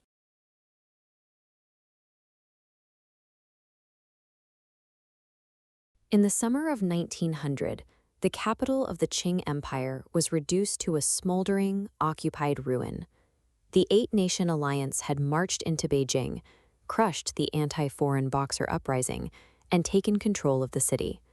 As foreign troops looted the imperial palaces, the architects of the Qing defense were already gone. Fearing execution, the imperial court disguised themselves as peasants and fled deep into the interior, toward the city of Xi'an. Empress Dowager Cixi, the de facto ruler of the empire, abandoned her capital to the invading armies. Her flight created a massive political vacuum at the very center of Chinese authority. This presented the occupying powers with a complex problem. They wanted absolute economic access and the guarantee that their interests would be protected, but none of the 8 nations wanted to bear the immense cost of directly governing a country of 450 million people. They needed to bind the Qing government to their will permanently, securing compliance and profit without firing another shot. The solution was bureaucratic. On September 7, 1901, the foreign ministers formalized their demands. The document was signed by a coalition of European powers, the United States and Japan. Notably, this was titled a protocol rather than a negotiated peace treaty. It was a unilateral dictate handed down to a defeated nation. The Qing representatives, led by Li Hongzhang, were not permitted to alter a single word of the text before signing. Their only option was compliance. Through this document, the Allied powers weaponized international law to strip a sovereign empire of its right to govern, defend itself, and control its capital. Looking at the actual text of the agreement, we see how the powers systematically dismantled China's defenses. Article 8 mandated the permanent destruction of the Dagu forts, eliminating the primary coastal defense protecting the route to Beijing. The text also demanded severe domestic punishments. High-ranking pro-Boxer officials were systematically purged, condemned to execution, forced suicide, or permanent exile in Turkestan. The protocol enforced a 2-year ban on the importation of arms and the raw materials needed to manufacture weapons, leaving the Qing military entirely unable to rebuild or modernize. Then, Article 9 legally permitted foreign powers to station permanent military garrisons at 12 specific points along the railway connecting Beijing to the sea. The Allied forces could now redeploy troops directly to the capital whenever they chose, effectively holding the city at gunpoint.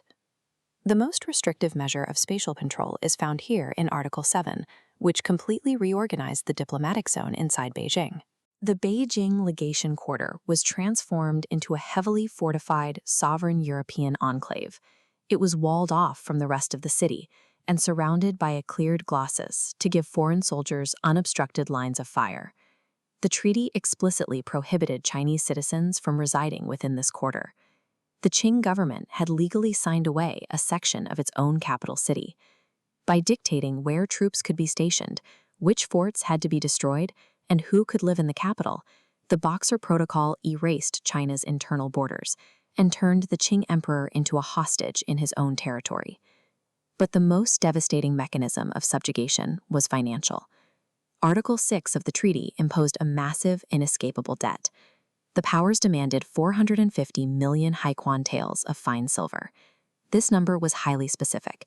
It represented exactly 1 tael of silver for every single one of China's 450 million citizens, designed as a collective national punishment. This chart shows the true scale of that penalty. The debt carried a 4% annual compounding interest rate, amortized over 39 years. By the end of the payment schedule in 1940, the actual total owed would swell to nearly 1 billion taels. To guarantee these payments, the foreign powers seized direct administrative control over China's most reliable revenue streams. Income from the maritime customs and domestic salt taxes bypassed the Qing treasury entirely, siphoned straight into servicing the foreign debt. By locking the country into decades of debt and capturing its tax base, the treaty ensured the Qing government would spend the next 4 decades functioning primarily as a massive collection agency for foreign powers. When Empress Dowager Cixi and the imperial court finally returned to Beijing in 1902, they assumed control of a deeply discredited, financially paralyzed state. Out of sheer desperation, the court launched the New Policies, a rapid program intended to modernize the military, the economy, and the educational system to keep the dynasty alive. The massive financial penalty of the protocol, however, eventually triggered an unintended side effect. The total indemnity was so large that countries like the United States and Britain eventually decided to remit their excess portions back to China. But these remitted funds were not given back to the Qing treasury. Instead, foreign advisory committees dictated that the money be used to establish international scholarship programs, sending Chinese students abroad to study. Figures like Hu Shi emerged directly from these programs. Armed with Western educations paid for by the indemnity, these students returned home to become the intellectual architects of a modernized China. The exact funds extracted to break the empire ended up financing the education of the revolutionary minds that would eventually dismantle the imperial system altogether. The Boxer Protocol remains one of the most consequential international agreements in history. It legally codified China's semi-colonial status, systematically stripping away its spatial, military, and financial sovereignty through the cold execution of bureaucracy and debt. The economic suffocation and the profound humiliation of foreign occupation erased whatever public faith remained in the Qing dynasty's right to rule. The treaty did not preserve the empire. It hollowed it out from the inside, ensuring that the 1911 Xinhai Revolution and the end of 2 millennia of imperial rule was only a matter of time.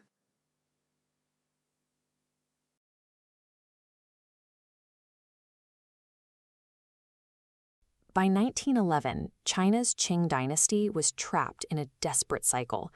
Battered by foreign powers and facing immense pressure to modernize, the ancient imperial system rested on the fragile shoulders of a 6-year-old emperor. To fund its survival and pay off massive foreign indemnities, the Qing court made a highly controversial financial move. They ordered the nationalization of all privately funded railway projects to secure millions in foreign loans. This policy seized assets directly from the hands of local investors. In Sichuan province, the local gentry and merchants mounted massive protests against the state, a revolt that became known as the Railway Protection Movement. For the provincial leaders, this dispute centered on sovereignty over the modern economic infrastructure they had built and financed themselves. In attempting to centralize capital, the Qing court alienated its own financial backbone.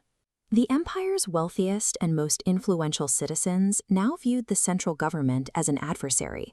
Terrified by protests, the Qing court deployed elite imperial troops out of Wuhan, sending them west into Sichuan. This massive redeployment stripped the Yangtze River of its defenses. Wuhan was left isolated, garrisoned primarily by a modernized military force known as the New Army.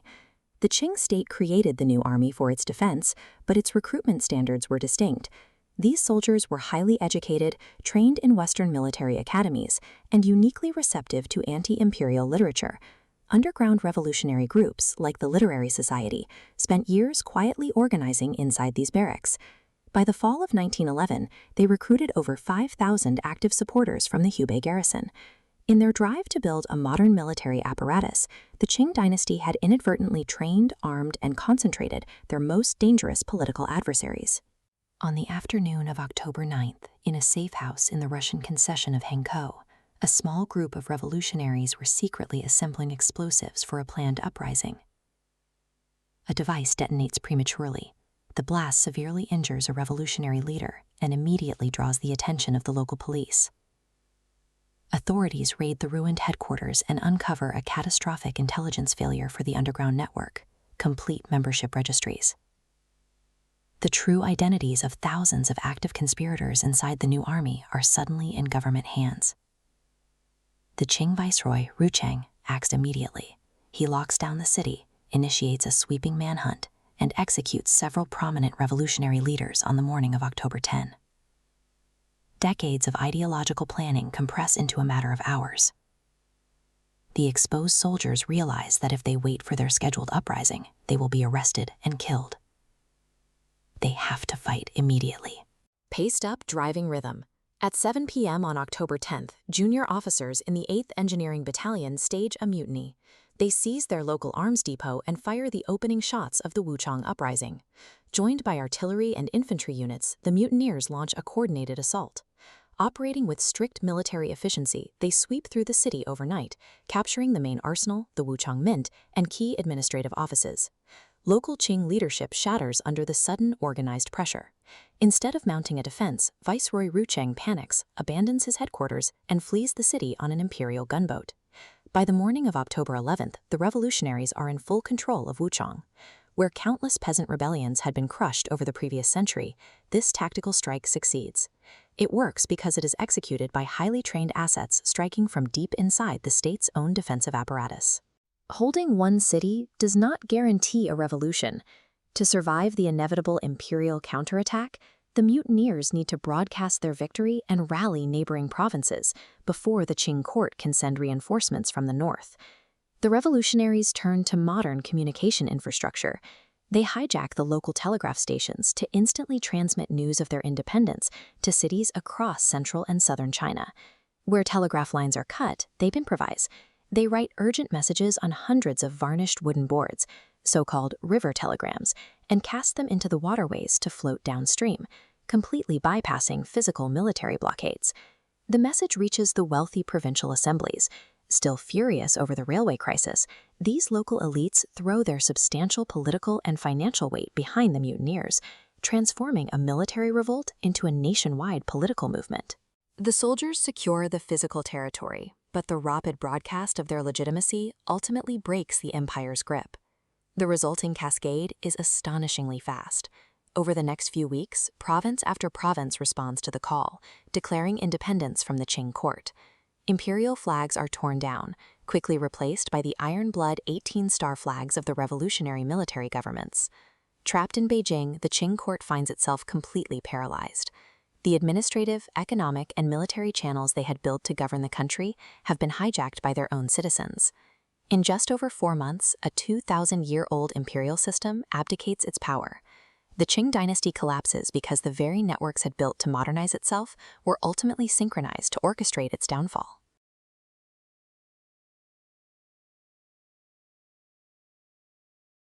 On February 12, 1912, 2 millennia of imperial rule ended on paper.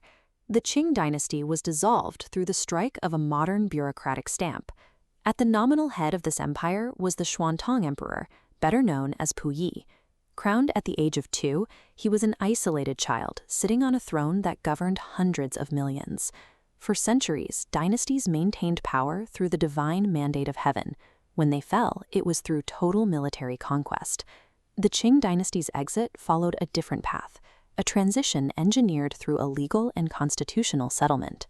The crisis began 4 months earlier, on October 10, 1911. An armed mutiny by modern military units in the city of Wuchang ignited the Xinhai Revolution. The rebellion spread rapidly. Within weeks, 13 provinces across central and southern China renounced their allegiance to the Qing court, isolating the imperial capital of Beijing in the north. While the revolutionaries had immense popular momentum, their provisional government was practically insolvent. They lacked the funds to sustain a long war and operated without a unified military command. In response, the Qing court deployed the Beiyang army, the empire's most modernized and heavily armed military force. They were dispatched south to crush the rebellion. The two sides fought to a standstill. As the battle lines hardened, ethnic tensions flared, leading to violent purges of Manchu populations in several regional garrisons. A prolonged military deadlock presented a threat to the entire country. Years of civil war would drain the national treasury and leave a fractured China vulnerable to foreign invasion.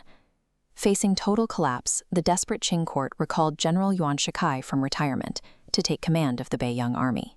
Yuan assessed the battlefield and realized that a total military victory over the southern provinces was likely impossible and did not serve his own political ambitions. Instead of committing to an offensive, Yuan positioned himself as a mediator, leveraging the national crisis. To the rebels in the south, Yuan made it clear he was the only person capable of holding back the northern artillery. Concurrently, he informed the Qing royals that the revolutionary forces were too vast to defeat, leaving the court with no choice but to grant Yuan full negotiating authority. The republic's survival relied on a cynical military leader who used the threat of total war to force a political settlement. By December 1911, the armed conflict paused, and formal peace negotiations opened in Shanghai. Representatives used telegraphs to map out a political settlement. Meanwhile, revolutionary leader Sun Yat-sen returned from exile. On January 1, he was inaugurated as provisional president of the new Republic of China. Sun Yat-sen realized his provisional government could not survive a long-term war. He offered to resign the presidency and hand control of the nation to Yuan Shikai. The offer came with one condition: Yuan had to secure the total peaceful abdication of the Qing emperor to ensure the country remained unified. To convince the imperial family to surrender, negotiators drafted a 19-point legal agreement known as the Articles of Favorable Treatment. The document guaranteed the royal family a state subsidy of 4 million taels of silver every year to maintain their household and rituals. It also created a spatial compromise. The child emperor was permitted to retain his title and live inside the Forbidden City, where he would be treated with the diplomatic protocols of a foreign monarch. The Republican government viewed these concessions as a necessary expense. Buying out the royal family was cheaper than funding a continued civil war, and it prevented the nation from splitting into hostile territories. The deal was finalized. On February 12, 1912, Empress Dowager Long Yu signed the imperial edict of abdication for the child emperor. The edict contained deliberate legal phrasing. Rather than simply stepping down, the document declared that the throne would, quote, transfer the ruling power to the common citizenry. This phrasing had immense geopolitical value. Because the emperor voluntarily handed over the state, the new republic legally inherited the Qing dynasty's territorial claims, maintaining a unified framework over Manchuria, Mongolia, Xinjiang, and Tibet. The edict served as a constitutional bridge. It provided the legal continuity necessary to legitimize the Republic of China on the international stage. A bizarre political reality followed. Outside, a modern republic took shape, while inside, a remnant court performed ancient rituals behind locked gates. On the streets of Beijing, the transition was visible. The new 5-color flag of the Republic was raised to represent the union of China's major ethnic groups under a single civilian government. Puyi's isolated micro-sovereignty inside the Forbidden City would last until 1924, but the imperial system was permanently dead. February 1912 demonstrated that even in the face of deep national division and military deadlock, a pragmatic, negotiated legal transition can triumph over total destruction.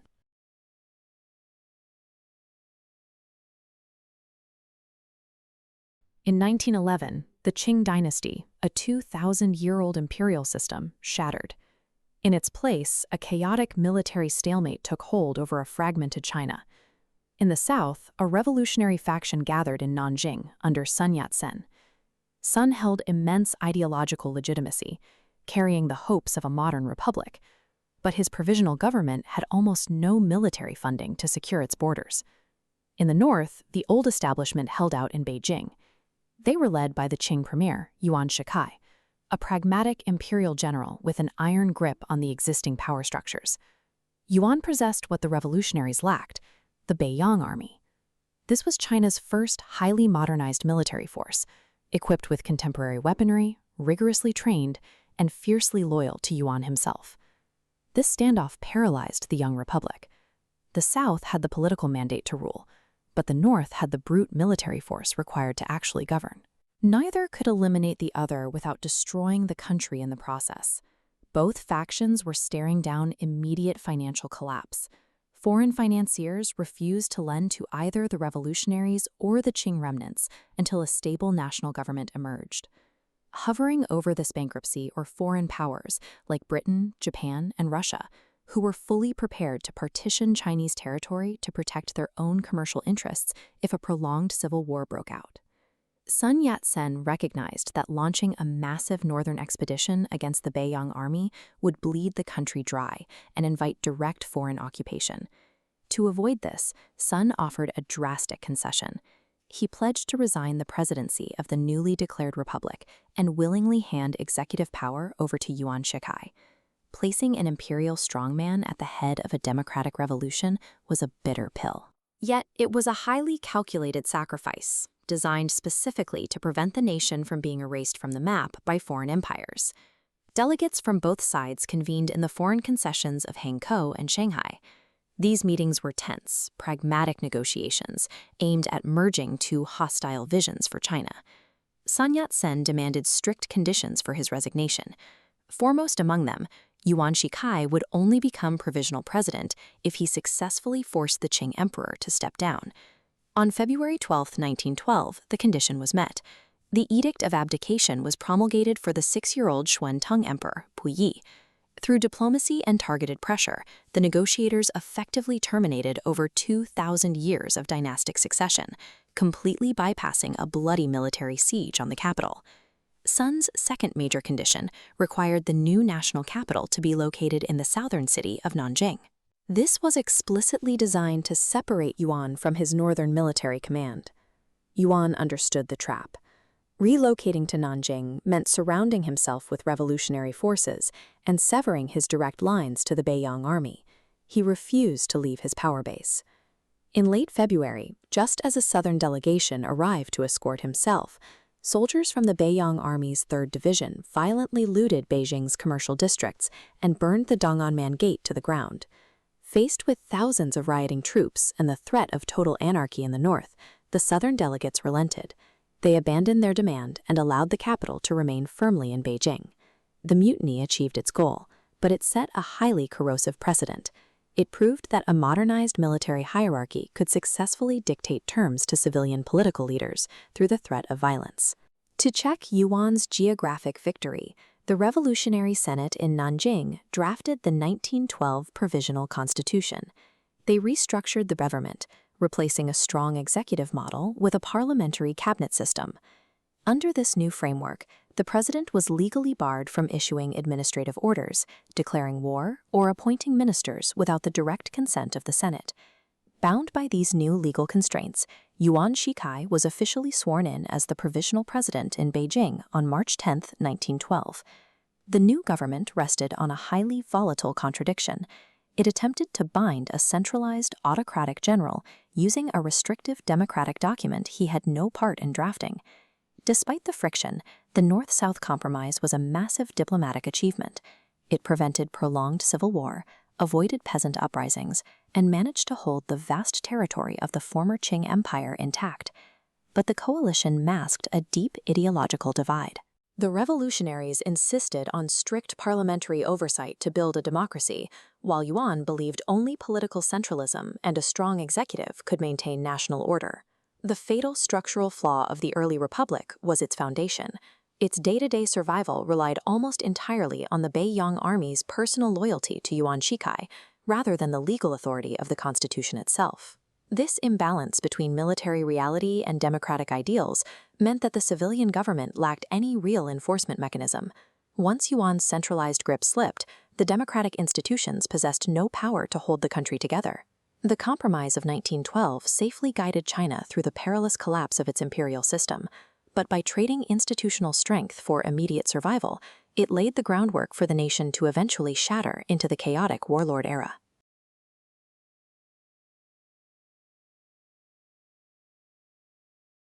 Winter settled heavily over Beijing in late 1924. Inside a heavily guarded estate, isolated from the freezing streets, a man who had spent his life fighting to unify a nation was running out of time. Sun Yat-sen was dying. His liver and gallbladder were failing, eroded by a highly invasive terminal cancer. Yet even as his body collapsed, he was engaged in desperate negotiations with northern military commanders, trying to stitch a fractured China back together.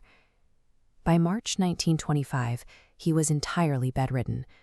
Knowing the end was near, he authorized 3 final testaments.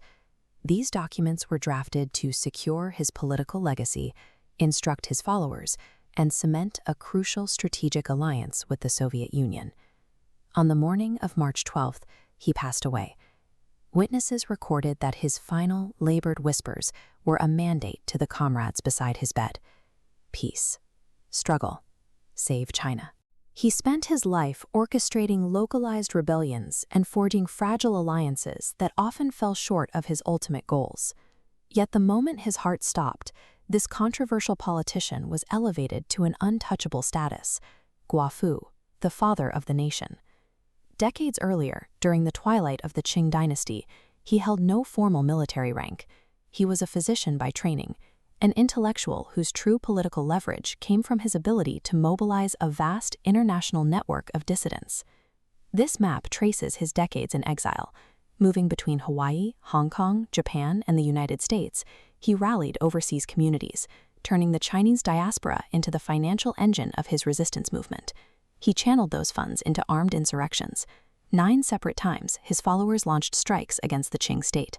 All 9 failed, but with each localized collapse, the imperial government spent irreplaceable resources, and its authority steadily eroded. In October 1911, a mutiny within the Hubei New Army finally shattered the empire's fragile control. This was the Xinhai Geming, the 1911 revolution. The archaic imperial guards, bound to a 2,000-year-old monarchic system, found themselves completely outmaneuvered by modern, ideologically driven soldiers. The Qing court abdicated. Within weeks, a man who had spent half his life as a wanted fugitive was recognized globally as the architect of a new Chinese state.